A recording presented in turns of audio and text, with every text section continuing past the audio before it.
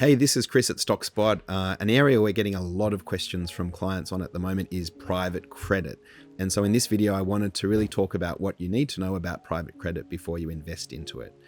So private credit has become, the hot term of the investing markets over the last few years. Everyone's interested in it, and there's a lot of hype. Super funds are announcing that they're getting into it. A lot of the big investing platforms are now offering more private credit options. Even financial advisors I see are selling a lot of private credit, and fund managers I've noticed that were typically selling Australian equity portfolios in the past are now offering private credit funds as well. So it's truly become a pretty synonymous asset class. What is private credit? Well, private credit is really a way of connecting lenders of money to borrowers of money without the need for banks or intermediaries.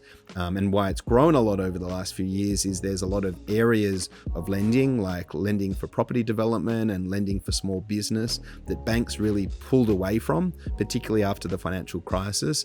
And there was a bit of a gap in the market where there was a lot of borrowers who were looking for money, whether it was property developers or small businesses or other sorts of investors that couldn't access it. And this is where private credit came in, investors coming in and saying, I'm happy to lend you the money, but I want a return. And in this video, I'm going to continue to talk about some of the risks and considerations that you should think about before investing into this asset class. So first, a bit of history on private credit. Now, when this type of investment really emerged about 10 years ago, there was a lot of demand for borrowing the money, but not a lot of lenders. And as a result, the lenders could charge quite a high rate compared to the risk they were taking and earn a fantastic return. And over time, over this market cycle, what we've seen is more and more money come into this asset class, which has increased the supply of money and therefore brought down the rates that you can earn in this space.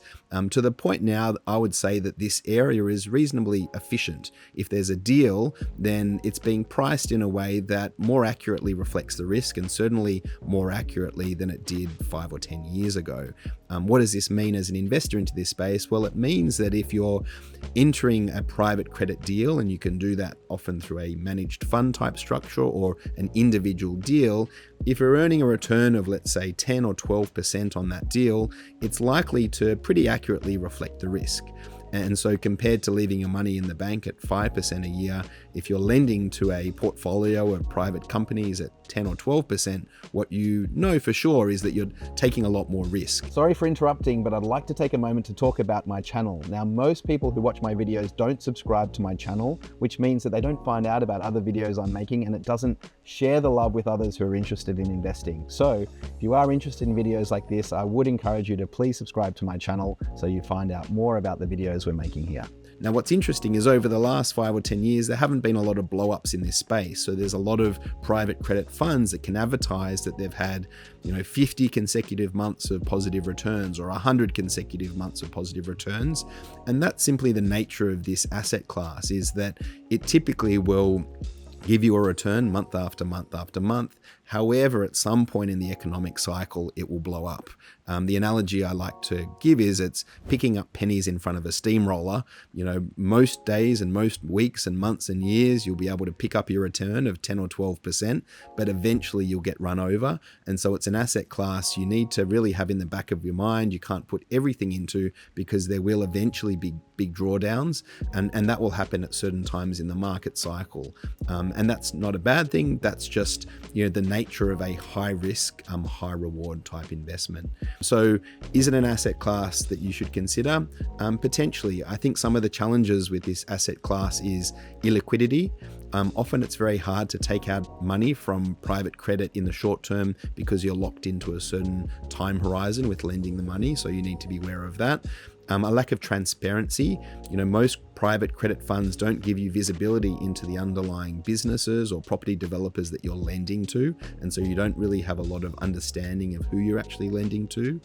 There's obviously higher default risk. That's why you're getting a higher return.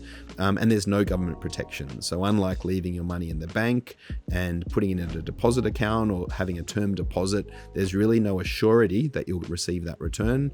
There's a hope that you'll receive that return, but there is also the chance for default or defaults within the fund that actually impacts your return. So what are the alternatives to private credit? Well, we always like to think of asset allocation as your way of basically creating the return structure that's right for your investment time horizon and risk capacity. And I think the same can be said about replacing private credit as a asset within your portfolio.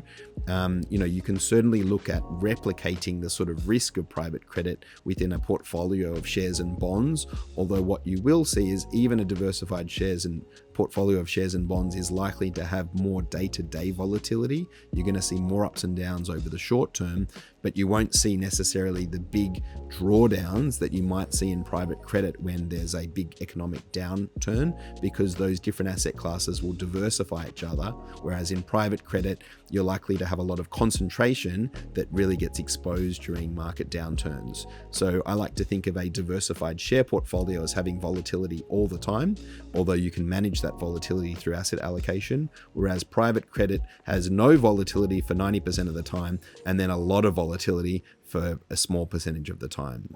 So if you are looking at them, I'd be thinking about them that way. Private credit may fit your portfolio as a small percentage or as a part of your portfolio, but I'd be very cautious about including it as your entire portfolio, because I think if someone is doing that, they're probably misjudging the risk of private credit. If you've got all of your money in this private credit thinking that you can consistently get a 10 or 12% return, what you're probably missing is that there's going to be a point in the cycle, like we saw in 2008, when a lot of similar sort of financial products blew up, where you didn't recognize that there's actually a lot of downside risk in this product as well. And that's where assets like government bonds and gold will help diversify your portfolio, and you shouldn't overlook them if you are considering private credit.